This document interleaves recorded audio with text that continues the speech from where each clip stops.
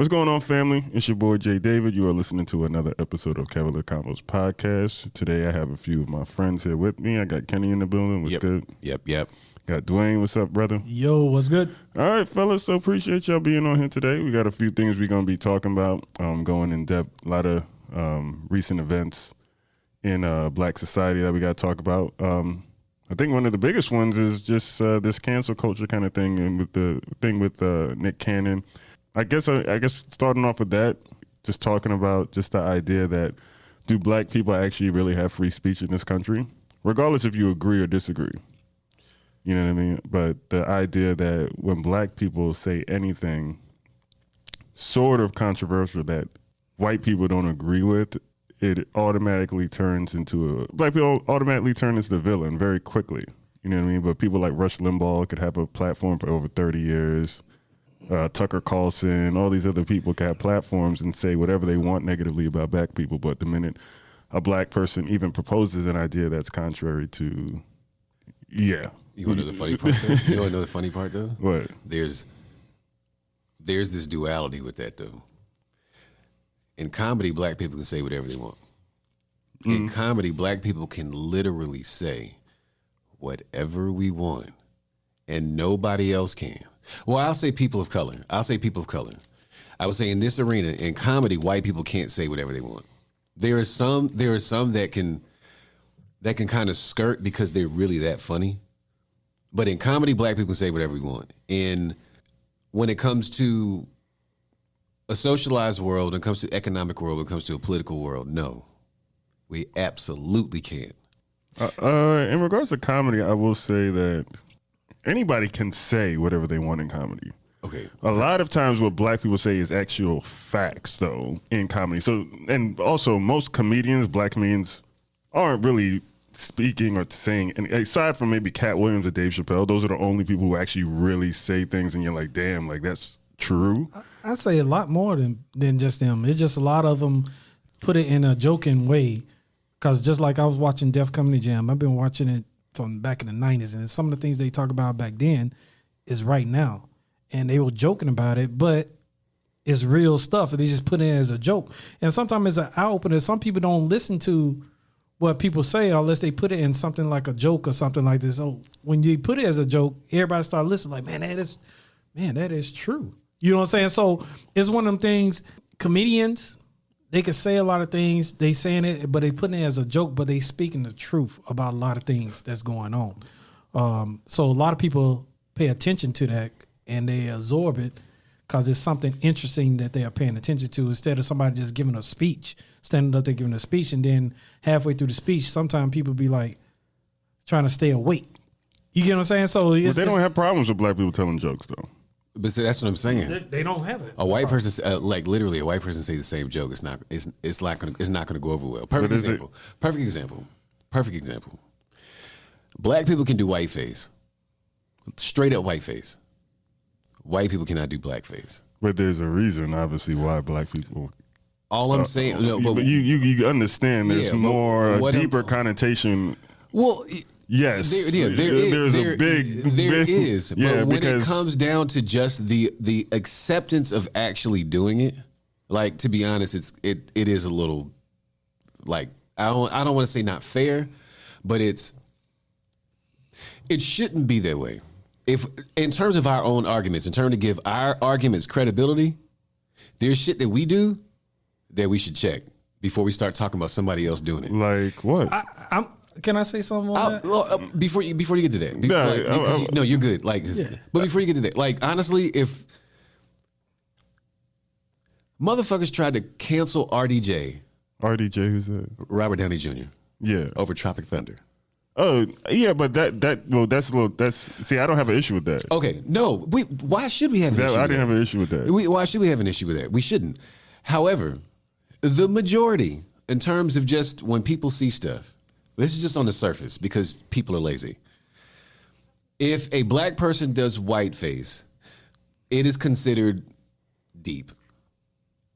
If a white person does blackface, even though it might not be blackface in terms of what the Wayans brothers did The white chicks. Yeah. But that like critically acclaimed. Yeah, I think it was more of a, yeah, but the thing is that even just, I don't want to get too deep into that, but with that whole blackface, or the reason why for black people, or the reason why white people should not be doing any blackface, because it was done for a long time in regards to dehumanizing black people who are already in a position. Like the first movie that was, like I talk about this all the time, the first movie in the White House, was Birth of a Nation, where a white person played a black person who went out and raped a white woman, and a Klan went around and found them and lynched them.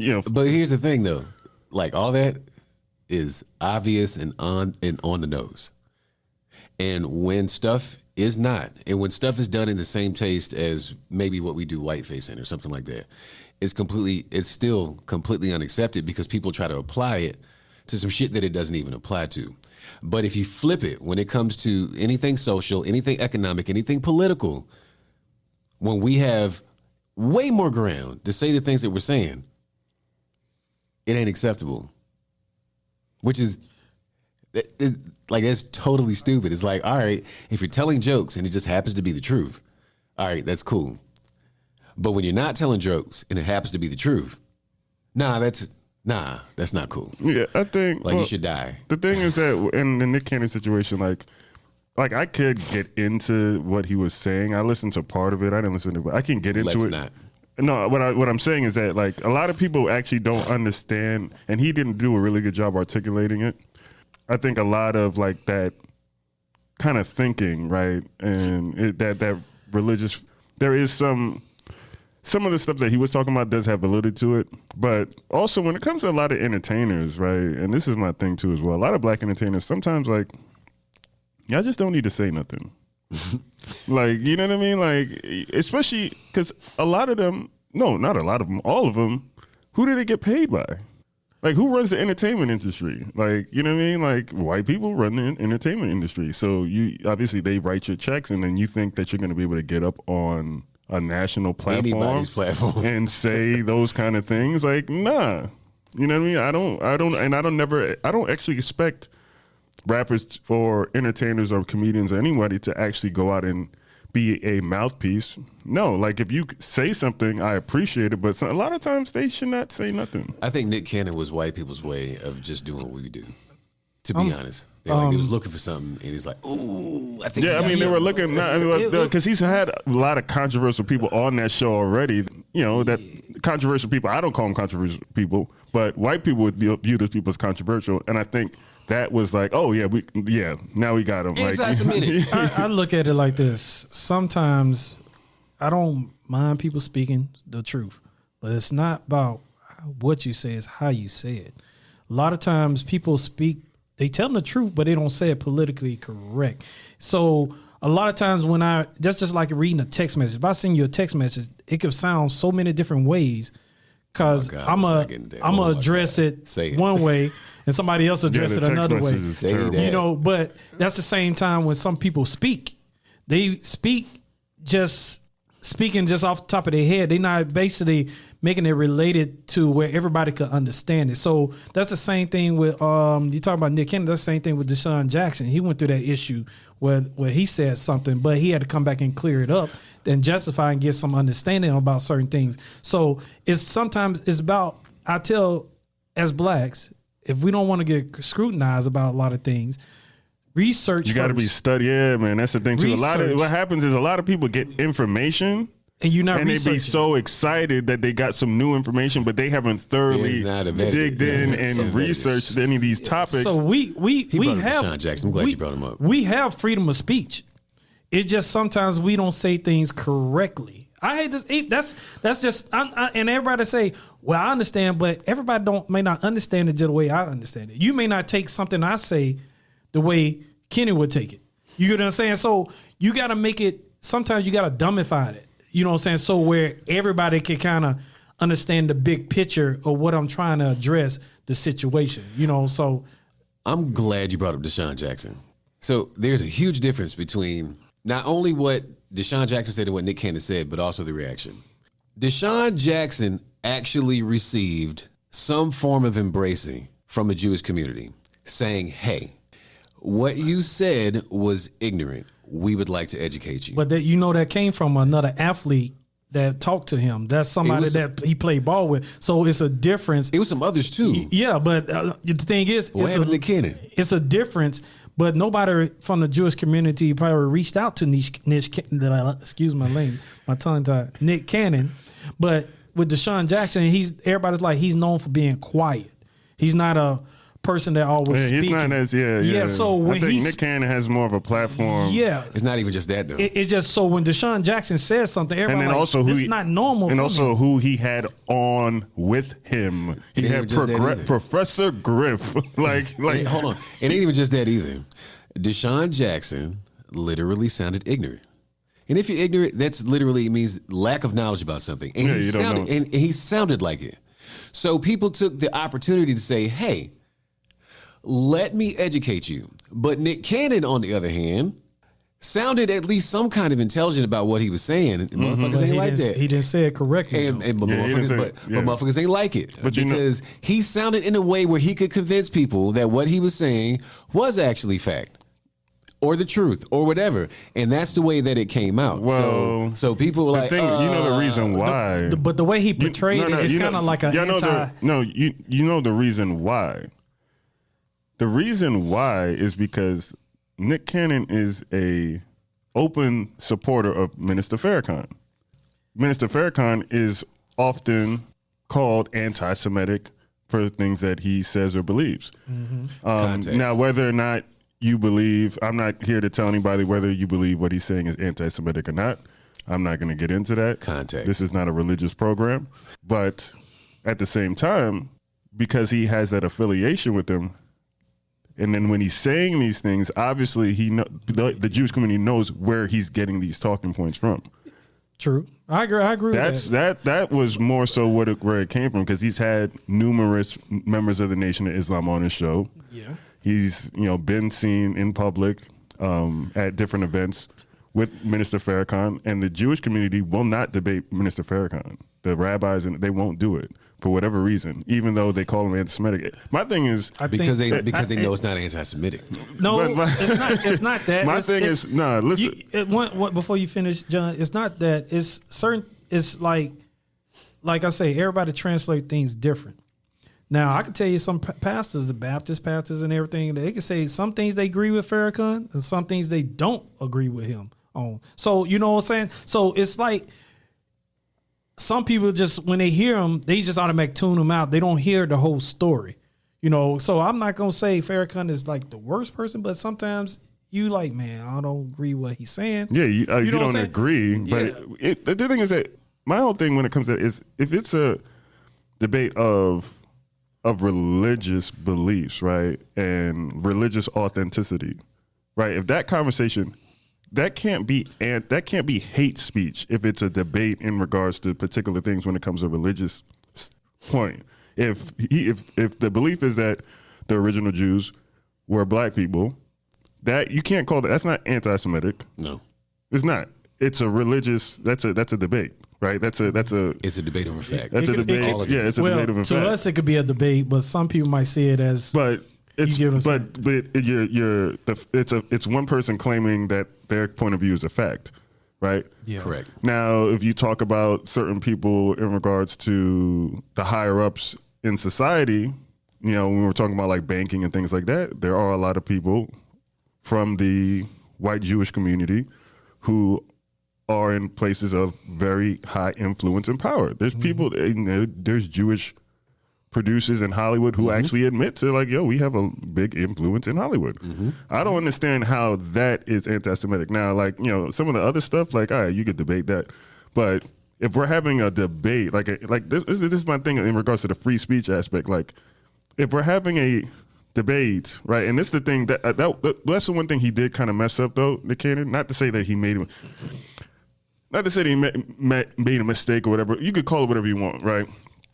When he made the reference to the Savage reference, right? I could in context, right, where he's just saying things, right?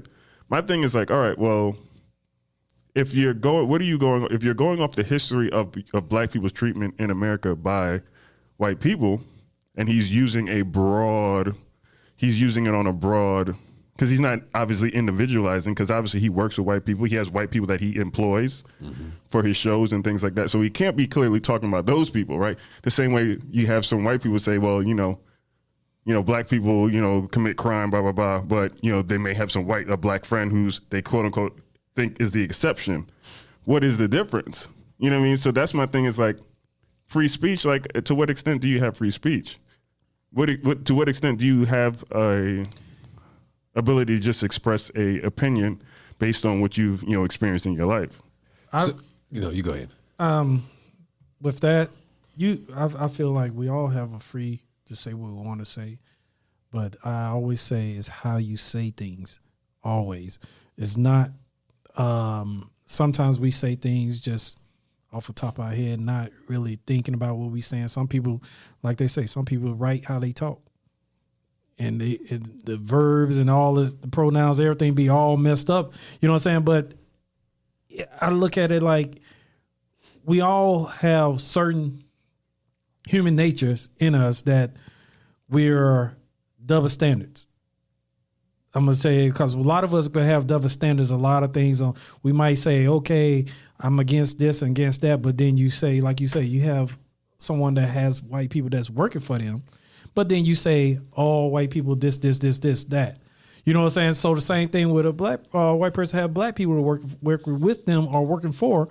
You know what I'm saying? They might say all black people are criminals or all they do is do crime. But what about the people that you work with or work for? So it's like a double standard. So some people carry around this two-sided sword, and they don't realize you can't be on one side of the fence and be on this side of the fence at the same time. You got to either be one way or the other. So in human nature, we all have double standards. So we always have things that we always say, oh, this, I don't agree with this, but turn around, you doing the same thing. Or I don't like this type of person, but you got these same people hanging with you. You know what I'm saying? So it's a double standard. So that's why I always say people sometimes they talk because like you say, they get excited. Oh, I gotta say something now. I gotta put my name out there. I gotta put social media. Social media is very like that. Like enables that kind of like those shock responses. Like where it's just like people are just wanting to be the first person to say something. Like I know that in probably two of the worst probably is Facebook and Twitter, social media platforms when it comes to that. Mm-hmm. Like something happens, people put out like these think pieces that are so out of like you can't just watch a TV show no more. Clickbait. Yeah. People just trying to be to have some type of, over analyzation of just stuff, and it's just like people have free speech. Yeah, I believe that, but you also. How free is your speech, when, like I said, your pockets are controlled? So, you know what I mean? I'm glad Dwayne said what he said because, technically we do not have free speech. No one. This country's gotten out of control. Constitutionally, it just means you can't go to jail. Yeah. Even though they still find ways. Yeah. Either to jail you or fuck you up. But constitutionally, you have freedom of speech, but the court of public opinion is way stronger than any document. It is. And cancel culture honestly is a small part of it. It's sort of this trend. If you say something that the masses don't like, we're going to say we're not going to support you anymore. So you should probably change whatever the fuck it is you believe. Here's why I say like freedom of speech is not real. So we have people of various faiths that speak truths that aren't religious. But when you hear it because it's coming from a religious figure, we automatically associate it with a religious belief. Yes. So Minister Farrakhan probably says 75% stuff that has nothing to do with the Nation of Islam. It doesn't. A lot of it is common goddamn sense. Yeah. To be honest, a lot of it is common sense. And he frames it in a way that most people can actually understand it. Yeah. You know what I mean? And because it's coming from a religious figure, a black religious figure. It is completely misconstrued, even by black people a lot of times. Yes, yeah, it is. That is completely misconstrued into something else, as if what he's saying isn't credible. It's like, okay, take away all your biases and just listen to what he's saying. Yeah.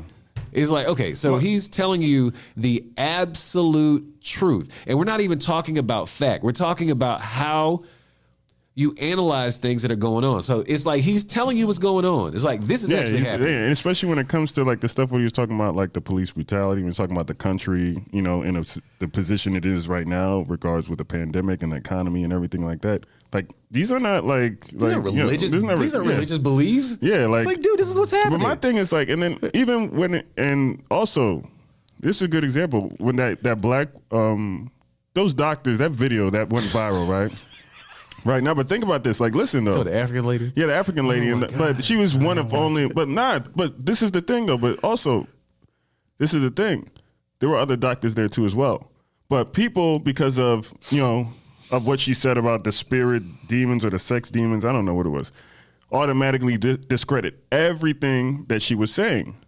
But there have been other doctors that have talked about zinc, that have talked about other natural remedies and things like that that do help with that, fighting that disease, that are not talking like that aren't black, right? White doctors that's been saying the same thing. Chinese, Asian doctors, black doctors saying that you need to get vitamin D, you got to get your vitamins, you got to get your zinc, you got to get this, that, and the third, because this stuff actually helps fight not just COVID but other ailments, right?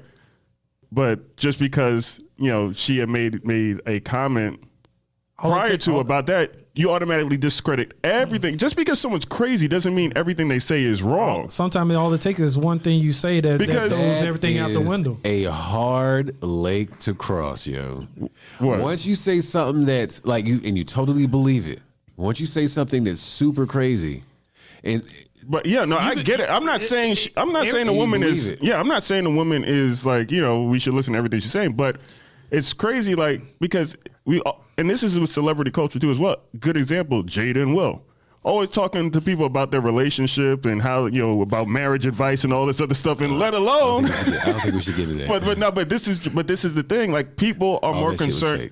But think about this, right? They more concerned about the bad side. No. It's not. They're concerned more about they looking for the negative. Who is saying it versus what is being said. Correct. Okay, I agree with that. I look at it people. What is being said? I don't care about what you're saying like true. You say it, but then somebody else more credible says the same thing, and now they're taking what they're saying as if you never said this shit. Yeah, that's my whole thing. That's my whole issue with all this stuff. I could agree with that too, but it's also. You could say who said it, but sometimes it's how you say it. Sometimes we could say it the exact same thing, but somebody might reword it totally different. And sometimes we all looking for the negative, that one negative thing when somebody's speaking. So once you hear that one negative thing, you're like, oh man. Now you throw out everything they said. People have major biases. We always looking for the negative. That influence their decision making. Like, even just throughout this whole COVID situation, you see it, like, you see the whole situation be politicized, and nobody's actually bringing real solutions. It's just like, put your mask on. No, I don't want to put my mask on. Put your mask on. I don't want to put my mask on. Like just like all these like things. Like, I don't want to go back to work. We need to go back to work. These politicized arguments. Nobody's actually bringing real solution because people are more so caught up in is my person right? Is my side right? Versus, are we going to get to a point where we're going to be able to get to a solution to where we could get things moving in the right direction? People are more so focused on just arguing their side versus getting something actually done. I think it can. A lot of things can happen, but just like everything that happens before, some people, when something happens right away, we all jump on it. Then months down the line, we forget about it. Prime example, if you go back to 90, and let's say 92, 91, 92, 93, when the Rodney King situation happened with the LAPD, everybody jumped on it. Everybody was all one at one point in time. Then all of a sudden, after a time go by, everybody forget about it. Years don't went by. Now, guess what? What just started happening again? Now you got George Floyd, the recent incident. It's been going on before them with the Michael Brown, Trayvon Martin, and everybody else. Now it's getting to the point now everybody's starting to realize it again. But the difference is I'll look at it from that time in the 90s to now. Prime example, if anybody been watching the NBA, they've been wearing Black Lives Matters. They got on the back of their jersey, peace, say her name, or different names, sayings on the back of their jersey. Even on the basketball court, they have Black Lives Matter. They taking a knee for the national anthem at the beginning of the game. So I look at it right now like as the NBA is a stepping stone, as even though they don't have the crowd like they normally would have in the regular season, but I look at it, it's a start to like, okay, people starting to be more supportive because you got basketball supporting, and a lot of people love basketball, and you got people watching the basketball and they seeing they supporting this situation and they keeping it going. Now, guess what? All the other sports could follow suit also because they're gonna realize like, oh, if NBA is doing it, NFL ain't got no choice. But they're like, hey, we got to do a platform. I have an honest question, and I may be deemed as a jerk for saying this. What the hell is all that stuff on the NBA basketball court and the jerseys going to do? Thank you. Well, as far as what? What is it going to do? Thank you. I look at it like this. It's a start to something. It's that everybody keeps saying, what is it going to do? It's recognizing that some people, black and white, are recognizing what's going on. Right. Not just the black players, because everybody look at like, okay, that's normal for the black player, but you see white players that's doing this, international players that start doing it. The gesture is appreciated. My thing is that you got $1 billion on the floor. And for me, like, you have these black athletes out here making millions and millions of dollars. Now, have they taken that money and built a black school? Now you do got some black athletes that have been producing. That's what I mean. Some, now, very little. But only reason I say some, those the ones that's put out in the media. Now I know a lot of other people that's been putting money out there, but they just don't put their name out there. Dwayne, let me ask you a question. What? Have you been? You traveled, brother. You've been a lot of places. Yeah. Look at our black communities. Yeah, I understand. The NBA been around for how many years? Mm-hmm. Just the early 1900s. Are we going to talk about what the past? Or are we talking about? I'm talking about just now. I'm talking about now. I'm just saying, what has the NBA done? I'm not going to tangible. This is, I always get back to this, y'all, because I don't like. I appreciate. It's not to say that they shouldn't do it. Now, I'm not saying that they're wrong for doing all these different symbolic displays, these token displays. I'm not gonna people are free to do what they want, but to what extent? What is the end goal of the play? They could paint the court red, black, and green. Put in the center court. Put an African, put a whole fucking fist. The African fist in the center court. What are you looking for? You looking for money, or are you looking for what they doing in actual tangible I could talk actions. About Mississippi. I know a lot of black athletes that came back and did a lot of stuff for the black community. Okay, so all right. So I could speak on athletes doing stuff. And now I want. Yeah, so Dwayne, tell me what are some of those things that they have done? Some host camps, some host back to school fundraisers for the kids, unfortunate and things like that. So they also have fed the homeless. All right, so let's slow down now, right? So we said, and we got to really break this down. Yeah, you said camps. Yeah, we got enough black kids playing basketball. Right, I want to slow down. Let me explain about that camp, though. I want to. This is not just a camp just to get them publicity. This is camps that some kids don't get the coaching and get the teaching. Dwayne, it's not just basketball. I get it. I get it. Go ahead. But we got a lot of kids. We got all our black kids play sports. Like, this is the same thing. Like, we had in my hometown of New York, right? We had a senator. That was a guy that would run for senator all the time. And what he would do, white guy, he would come and he would host a basketball tournament every summer, right, to get black people to vote for him. And black people voted for him because he brought a basketball tournament. But what did that do for the actual community? It did actually nothing for the black community because the schools were still the same way. The businesses still didn't have what they needed to do. Nothing lasting. So it's not to say they shouldn't do camps. I'm not saying they shouldn't. But all right, they do camps. They give food to the homeless.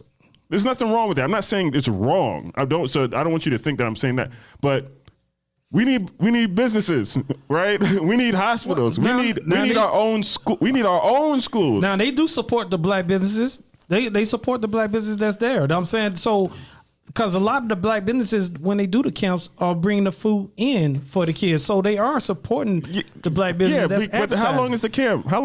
So it could be, is it a week? It could be a week. It could be a couple of days. It doesn't matter. But yeah, but there's 300. But there's 365 days.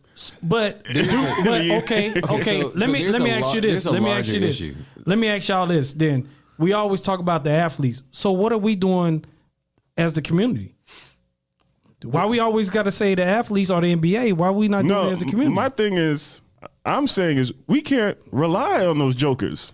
I'm not saying we relying on them. I'm not saying you're saying that. I'm saying we can't rely on them. Like that's what I'm not saying. You're saying that. I'm saying is that what I'm saying is we can't rely on them. We can't. What I'm saying is you cannot rely on white dollars because who pays the NBA? White. Who pays the Migos and who pays us now? Who's on still white dollars? I'm just saying. Listen, hold on. Who's Atlantic, Interscope? Who runs that? Who runs Hollywood? Right. So you can't. So not to say that because we all work and we work for white companies. Some of us work for black companies. Right. Some of us are self-employed. To expect basically the token class, regardless, I'm not saying they didn't work hard to get there. But to expect the token class, the black token class, to be the spokespeople for any type of black empowerment is nonsense. Oprah is not going to lead black empowerment. Like, let's just be honest. Like she's not. Like these people are not. They can help. They can work along. But it's really going to come from the grassroots. I'm gonna say it like I said before. I'm gonna say it like I said before. I would never expect a celebrity to speak for me. They cannot speak for the community.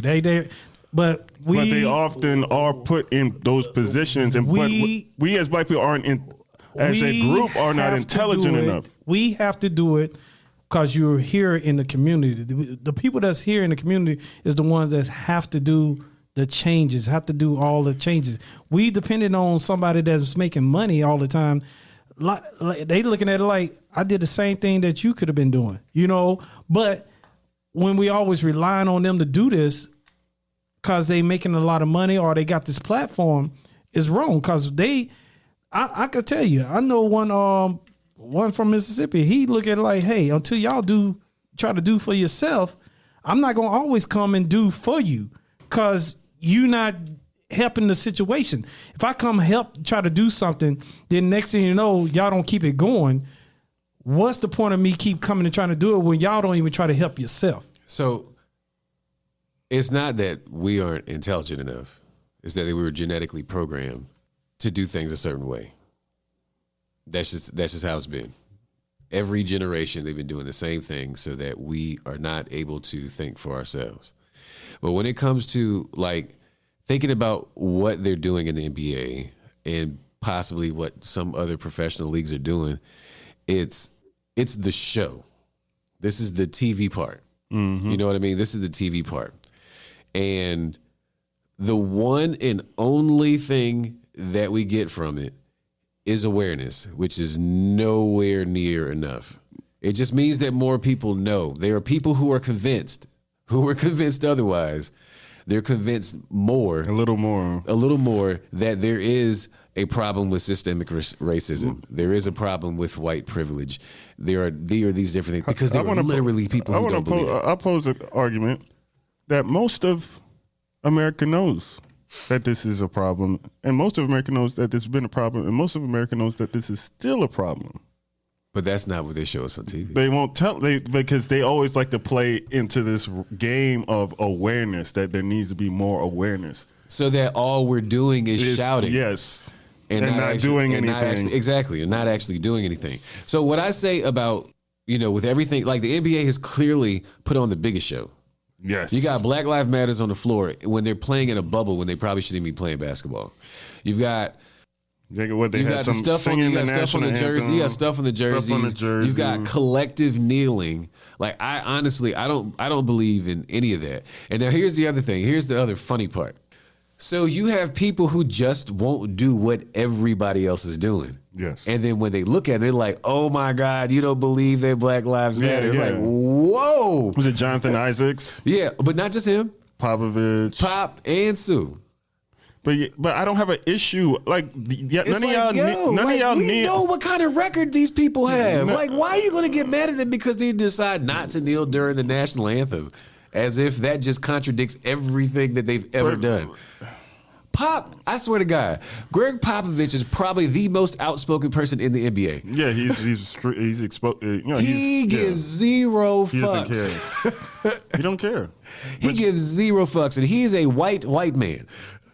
Matter of fact, when you think about professional athletes, regardless of race, they all represent a percent of the 1%. They all do. Just in terms of minimum pay. Yeah. You already represent a percent of the 1% of this country. You already do.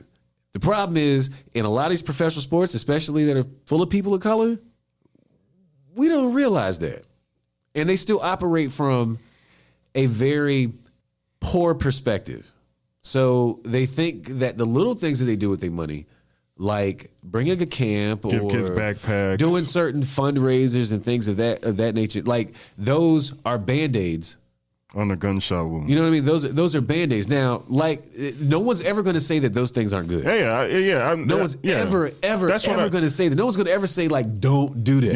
Yeah. That's what I'm not saying don't host a camp. That's what I'm saying. I'm not saying don't do that. You can be smarter with your platform. Yes. You can be smarter with your money. And and you could be more strategic with the way you go about that money. We've seen it. I still say, even though they do that, we still, as the community, have to do something also. But we can't just say, because they did that as a Band-Aid, but the community has to do it. But here's the thing, though. That's a boot start. But they are part of the community. Hold on. But you said the community, right? But you know what the community doesn't do?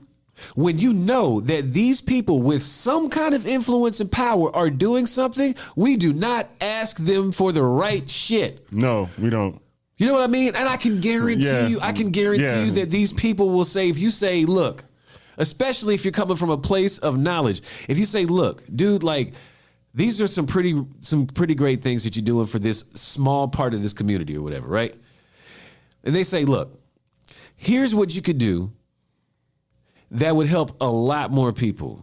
And the help that you give would be sustained longer if you do this. But we don't have anybody in the community that's doing that. Well, we just say like, oh, he's famous. He's probably busy. Yeah, well, the thing is that you know what it is. They won't actually. There are people in the community. They are not allowed by their handlers to talk to those people. Good point. Like think about it. Like the people that's actually like about Black empowerment in the community that actually can bring something that's tangible as far as ideas, as far as like solutions. The rich or the celebrity class, they don't come around those people. They don't go the circles that those people are in. They're around mostly Caucasian, mostly European influence. And when one of the European people that are around them with that European influence say, oh, yeah, I donate some money to the Boys Club or to, United Way or whatever, the Black guy says, oh, yeah, let me do that, too, because that's what you're doing. Not thinking like, how is that actually going to help my community? Because it's going to help the white community. All that stuff, all that stuff helps the white community. So my thing is like, they don't actually get around the people that actually have the wherewithal to actually bring those things into fruition. Here's what we do as anybody, like most, a lot of Black people who end up being able to monetize their talents into boatloads of money.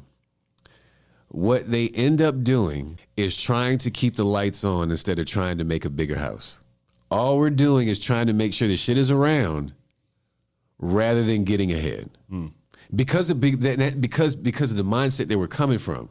So a lot of us think of a mindset of scarcity. Yeah, economically deprived people. We think from a mindset of scarcity. So even when we get money, we're still thinking about trying to just keep what we have. And even when we get more, we're still trying to think about how to keep what we have instead of trying to grow what we have and what our kids will have and what they will have or what our peers have and all that. We're not really thinking of growth enough. We're really thinking about how can I, now I got this. How can I keep it? Now that I got money, how can I make sure that the boys club is still around? As opposed to saying how can I get another community center? And then another community center. And then another community center. We're worried about keeping the lights on. How do we deprogram ourselves just in general? Well, the thing is that you have with black people, when you're talking about black people in this country, we are used to not having a lot to work with. We're used to having to make like a chicken sandwich out of like chicken bones, chicken feces, not even chicken bones. You know what I mean? So that's our how we think, and that's how we've operated for a long time. So when I asked the question what has the NBA done for black people, I was like, yeah, obviously, it's helped out some people feed their families and provide for their families. It's, made some people some millionaires. But overall, when you look at the black community as a whole, right? And it's not blaming any of them. I'm not blaming NBA players. I'm just saying there's more there's more. There's more that can be done aside from just the talking. We do a lot of talking. And that's the problem with the black community. We talk a lot. A lot of talking. About, and there's nothing wrong with talking. It's what you're talking about, because a lot of us, we like to, pontificate and intellectualize a lot of things. And to be honest, a lot of our problems have simple solutions. These aren't mystic kind of mysteries that are floating in some in outer space somewhere. These are things that we can actually put into practice today that would start really making change over the course, quickly. You know what I mean? So that's the thing for me. It's just for us as a community, and when I see certain things in the awareness aspect, I think we need to stop talking about awareness when we're dealing with people outside of our community. If these people haven't got the message by now, there's something wrong. Forget it. We can't redeem that. Yo, let's just focus on ourselves. You know what I'm saying? So that's my thing. So how do we get those of us with the money and those of us with the power to do different things that are more sustainable or that make advances for us? We have a few. We have a few people that absolutely are doing things Jalen Rose has opened schools, LeBron, all these, we have these different figureheads that are doing things. And the funny thing is they're doing it and nobody else is doing it. Magic went out here and good Lord, Magic went out here and did some crazy stuff and things that directly affect a lot of black people in a lot of different communities.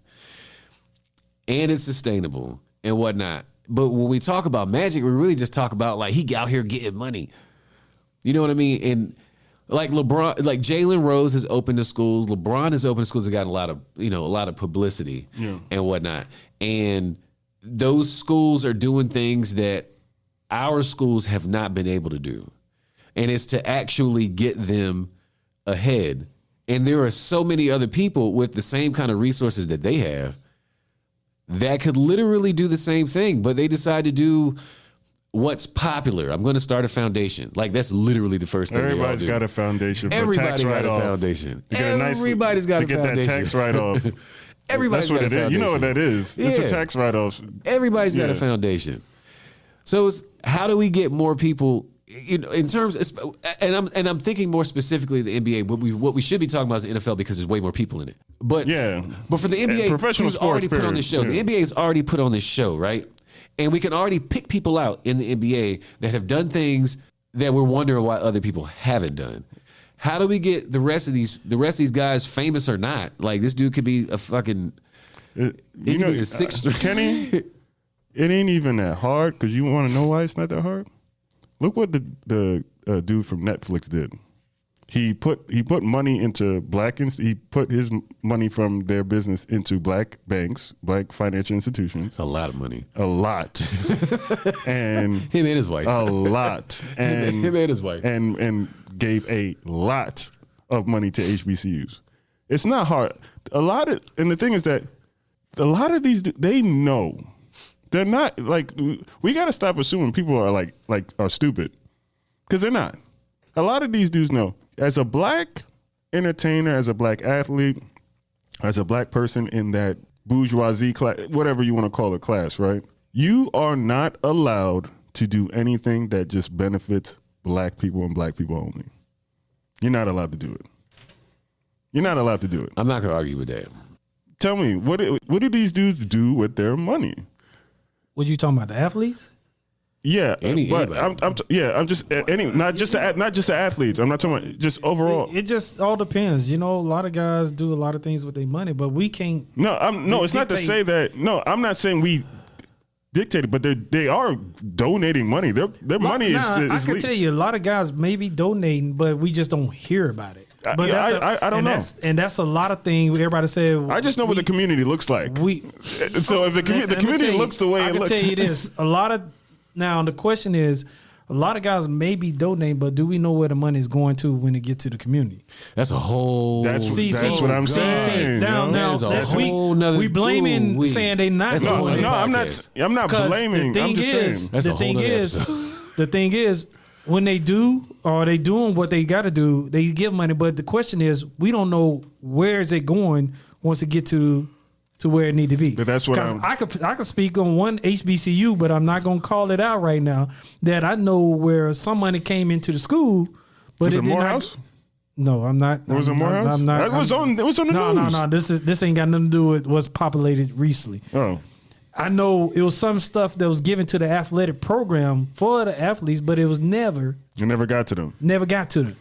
And that's the thing. But that's the thing. That's what I say. So we could say they operating from scarcity. We could say they not doing it, but we don't know if they doing it or not. But once it get to where it's supposed to go, we don't know if it's not getting used properly. Yeah. Now it could be going to the community, but before it gets to the community, where is that money might be going? It might be going over here. It might be going over there. You know the best example? We don't know. You know the best example of that? Black Lives Matter. Lobbyists. The organization. People need to get the difference between the organization and actually like the legitimate needs to be some kind of verbal distinction. Yes, there needs because to. a majority of us, when we say Black Lives Matter, we are literally referring to our own lives. Yes. And not necessarily the organization. But when white people talk about it, they're referring to the organization. So every time they hear us say Black Lives Matter, they say, I don't agree. And they're not saying that I don't agree that Black Lives Matter. They're saying, I don't agree what the organization does or stands for. And because it's lost in context, we're thinking this motherfucker saying that they don't give a shit about our life. It depends on who. And it also depends on, I wouldn't say, I don't know. I'm not in those people's head. I just know with the organization, they have raised a lot of money since their inception. And like I said, look at the community. Look like, you know nothing's gonna happen overnight. So no, I know. I'm just saying that's over $100 million. Yeah. Now you gotta think about it. You got over 50 some states.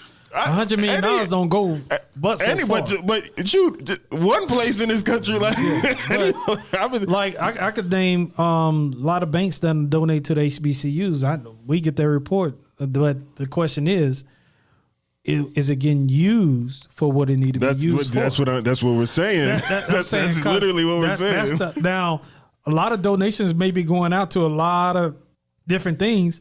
A lot of people may be donating, but the question is, if they are donating, what is it getting used for? Because a lot of times, I can tell you this, a lot of people probably donate like, oh, it's for so. They write the check or whoever they got accounting for, they get the check, boom, they pass it on. Now, once they get from them, they hand to that other person, do they know where it's going to?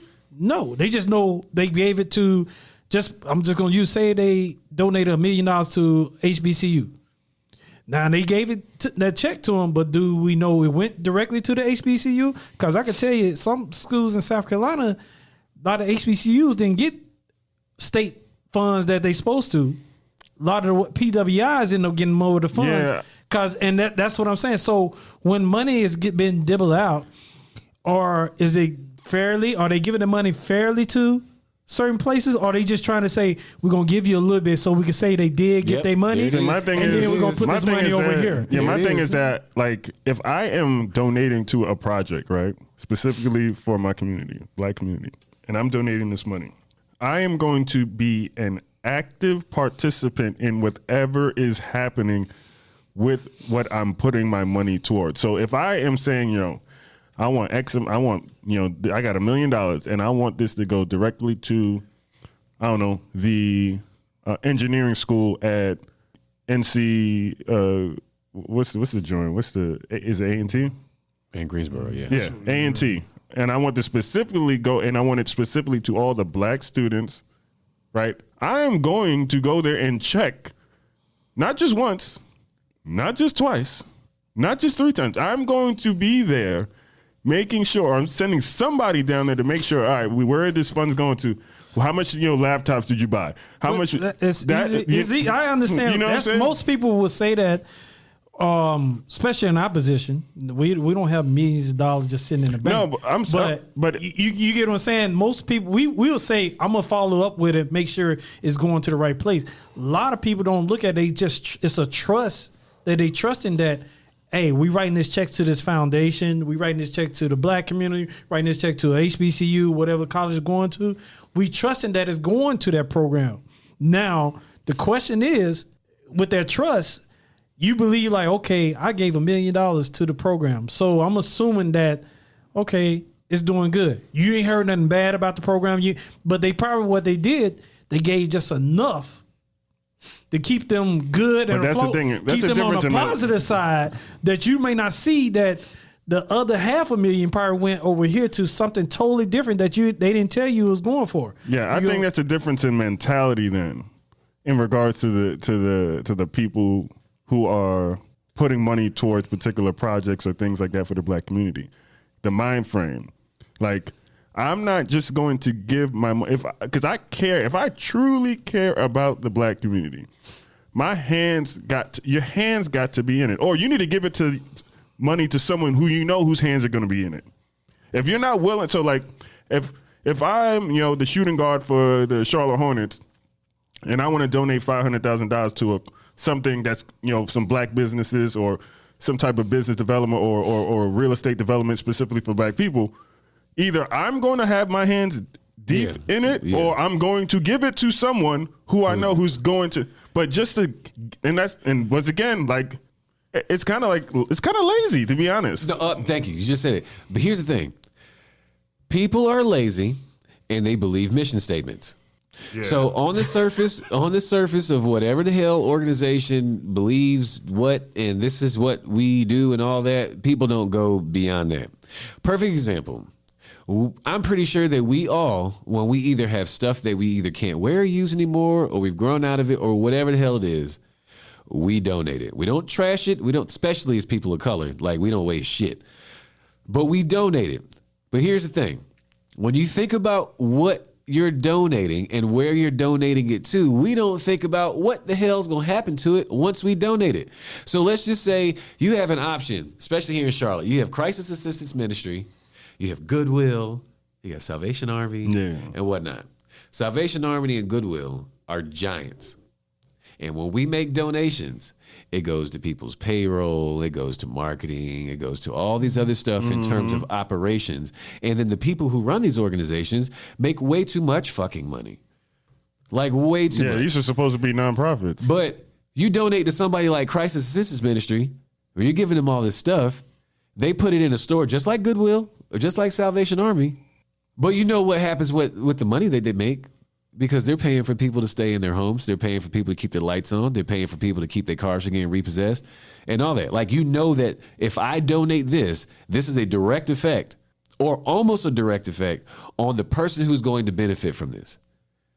And the problem is that we just believe in mission statements and what they say and what's on the surface. It's like, oh my God, they do great things. And don't realize that when we donate to them, that there's all these other different gears and all these other different things moving, and that your donation, whether it be financial or in-kind gifts, don't necessarily directly affect the people that they're talking about serving. And then we don't do enough research. We don't do shit. We just give it up. Man. We just give it up. It's like, okay, yeah, great. Okay, good. Here, take it. But that's what a lot of I'm gonna say a lot of people that do have money, they donate. They might not do the research on it. They might not follow up on it because a lot of them might be donate to a lot of different things. You know, of course it might be a tax write off, but still they might donate to a lot of different things, and a lot of things they cannot prioritize because they are so busy. So they are trusting this. I'm just saying a lot of them may be trusting that when I make this donation going to where it's supposed to go. You know, and that's what I'm saying. So once they make that donation, I'm not disagreeing. Once they make that donation, now once it get to where it's supposed to be going, the question is it getting used for what it's supposed to be used for? That's the thing that I would like to know, because I know working, I'm not going to talk about where I work, but right now I know they made donations. But the question is, even some of my coworkers, we look at it like, we see you making a donation, but is it going to where it's supposed to be going to? So you mentioned is it getting used to what it's supposed to be used for? But you mentioned scholarships, and I think that a lot of organizations or people or whoever are wanting to benefit a scholarship go about it the wrong way.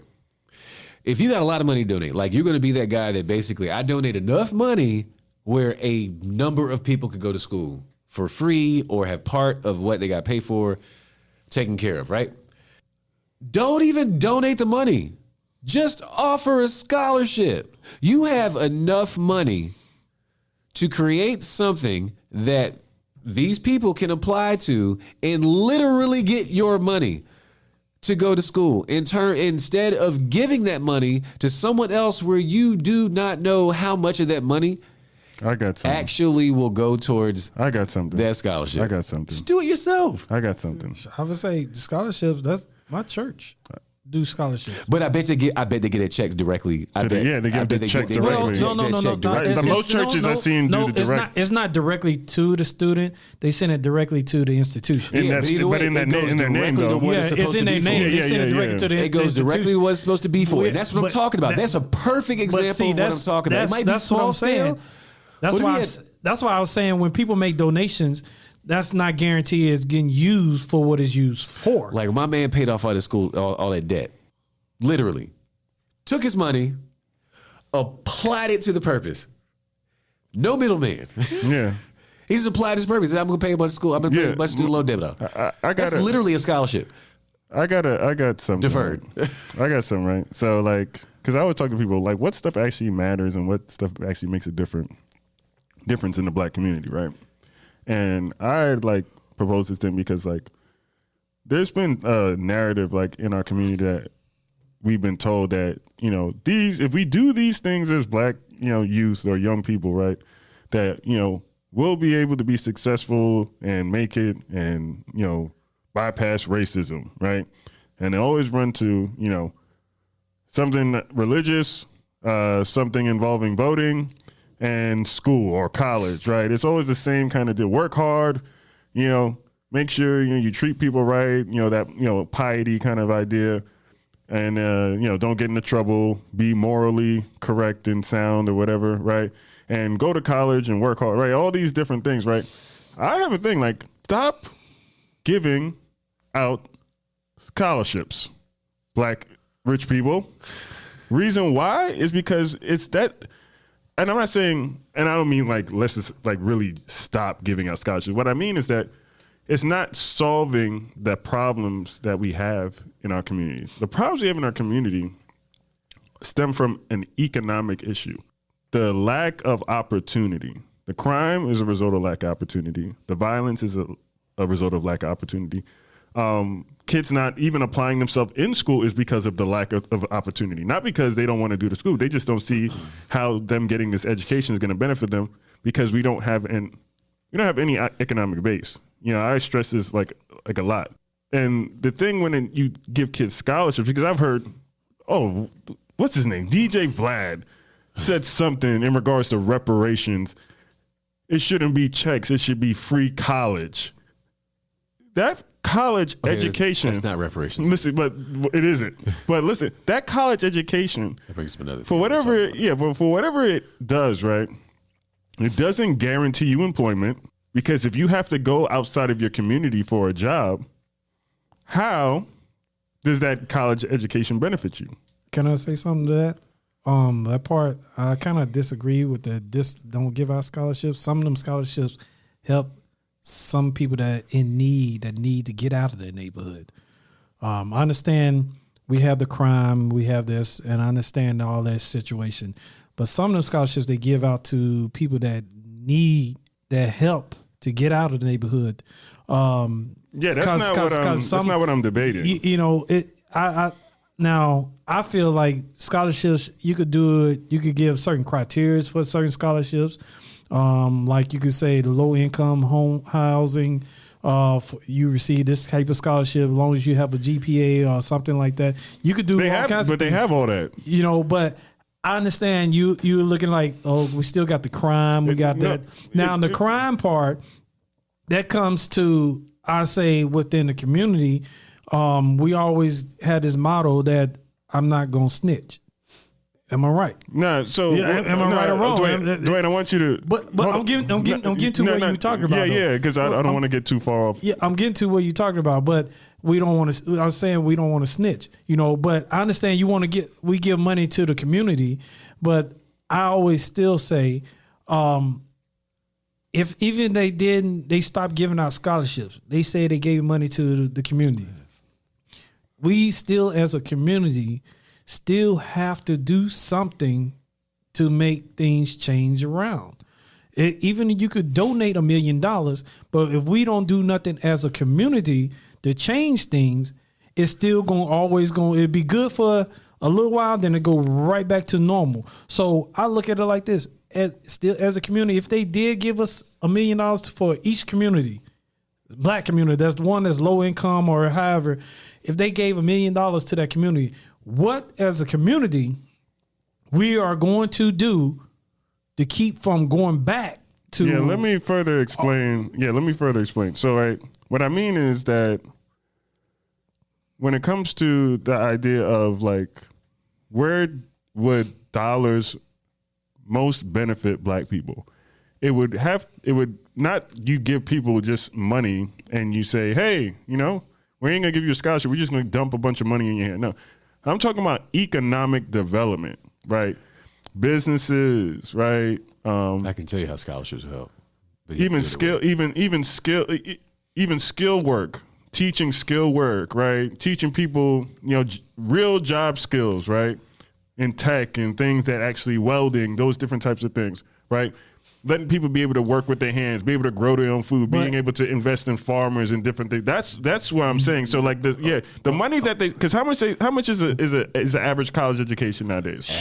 Average? Well, it depends what institution you go to. It's hard to say average. Because you go to at a state school. A state funded school, you go to USC, you probably paying $6,000 a semester. So 12 times what, 4? That's going to a PWI. That ain't even that. Yeah, because that's where they're giving a lot of the money to anyway. But to go into you go to a HBCU, trust me, you spending $20 a year. So not more. So somewhere between, by the time you're done with college, and if you include interest, somewhere between $40,000 to $80,000, right? In college costs, right? After the 4 years. So that's like really low. Yeah, and I'm just being generous. I'm throwing it out there. Actual figures, right? 4 years gonna get you 6 figures, right? And the kid is in debt, right? Just say, and if they're on scholarship, all right, great, wonderful. But still, say you're doing that, right? And you're doing that for however many kids. Say you're doing that for 100 kids. Say it's 80. Say it's 60. And it's 100 kids on scholarship, right? 60,000 for the 4 years, and 100 kids you're doing that for, it's $600,000, right? Would that money be better investing in building something for those kids in the community where they can actually have job skills and sustain that community and build that community economically, so everything around the community gets better. Can I address that part now? I understand where you're coming from, building something for the kids, but the community. But as a community, we gotta want to do it. No, I get you. That's not the argument. That's not my argument. Now, because the thing is, I could put this $1 million building here to teach all this education and everything for. Now the question is, are you gonna want to do certain jobs? You know, everybody want to get that big paying job. Everybody want to be like, oh, sure, I want to make $20 an hour. You not on that skill level. You can't work $20 an hour. You got to work your way up to it sometimes. But I'm not to hate to say it. Sometimes we as black people, we don't see it that way. We want to be already up here instead of climbing ourselves up. Some people don't mind doing that, you know. But I agree with you saying building something in the community to help the community. Yes, I agree with that, but at the same time, still scholarships still will help a lot of times with the community too. So it to me, it could go both ways. Yeah, no, I get you, bro. So here's the one thing that I say in terms of offering scholarships. I do think that offering scholarships help, but we should be offering them specifically where there's a need. For occupations where there are not enough black people in them. For occupations where not only are there not enough, but also occupations where there just needs to be more. To start to promote these avenues that a lot of black people may or may not be thinking about. Like it's a damn shame that in 2020 we're still talking about the first black person to be something. Yeah. Like an occupation. That's crazy. Yeah. We're still talking about the first black person to be in a particular role. I think that's going to always happen from here to generations and generations past. It's always going to be that way because a lot of opportunities we didn't have. So a lot of opportunities open up. So we take some of us not taking no for an answer. So you're going to still see them first as a black to do certain things regardless, I think, because we didn't have a lot of opportunity. We offer these scholarships though for people to just do whatever the hell they want to do. Yeah, that's not helping. You know them. what I mean? You know, and then they they'll go mass communications or they'll go business. Yeah. They'll go these things that don't really take a lot of thought for a lot of people. Some people are meticulous about being in a particular major where there's 11 people in it. Mm-hmm. But a lot of people aren't because of just lack of options that they really like, or they just think that other shit just ain't gonna work for them. So I think that we should offer, especially if you're a black person that's going to put money towards education, that you put that money towards specific majors or specific trades that we know that would create an avenue or a sustainable lane for black people in different occupations or different careers. And that also depends on occupational trends. Like right now, cybersecurity is going to be stupid. Like cybersecurity being stupid. It's about to get even worse. It's about to get started. It's about to get even crazier. I've heard that it's going to be very, very everything is going to be networked. I guess because of military, it's literally everything is going to be networked. From some of my friends who are in tech and stuff like that, I've heard that it's starting to become more and more in demand because of the digitation of even just money, it's with the banks going digital. Or you got COVID, then tow everything up, and so many people and so much is going virtual in the first place. Yeah, so it's gonna be interesting, man. But this is because I don't want to continue to talk about this because actually I want to actually save the education part, the education discussion for actually having teachers come in and principals. So that'll I don't want to continue to talk about that. Somebody call in. Yeah. So we'll have that'll be another episode, but we'll wrap it up here. Appreciate y'all fellas for being on. Now, this was a good episode. Once again, think a lot of really good conversation, good ideas. So appreciate y'all. Appreciate y'all listeners. Make sure y'all listen to all our other episodes, old episodes on Spotify and Apple Podcasts. Appreciate y'all. If you guys got any questions, please feel free to DM us via Instagram or Facebook. And we will be back with more episodes. So appreciate y'all. God bless. You have a good night. Peace.